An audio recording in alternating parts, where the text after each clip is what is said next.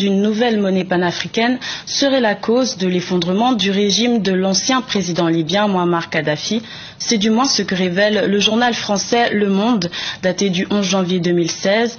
Le quotidien fait référence à un mail de 2011 adressé à Hillary Clinton, ancienne secrétaire d'État des États-Unis, des éléments qui révéleraient la vraie raison de l'intervention de l'ancien président français Nicolas Sarkozy en Libye à cette période. Lise Elsie à Kizimina. Le projet d'une monnaie panafricaine serait à la base de l'effondrement du régime de Mouammar Kadhafi. C'est du moins la révélation faite ce lundi 11 janvier 2016 par le quotidien français Le Monde, s'appuyant sur des emails déclassifiés de l'ancienne secrétaire d'État américaine Hillary Clinton et son conseiller de l'époque en 2011. Le quotidien français révèle des raisons qui auraient poussé l'ancien président français Nicolas Sarkozy à intervenir militairement en Libye en mars 2011.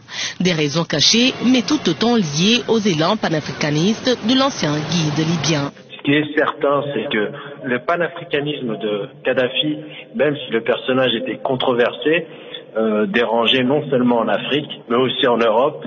Et ces projets, pour permettre à l'Afrique justement de se développer davantage, dérangeaient de nombreux pays occidentaux qui voulaient davantage investir le marché africain via leurs multinationales. Un projet plus précis aurait agacé l'ancien président français Nicolas Sarkozy. Il s'agirait de l'initiative de la création d'une monnaie panafricaine qui était en cours avant la révolution de 2011.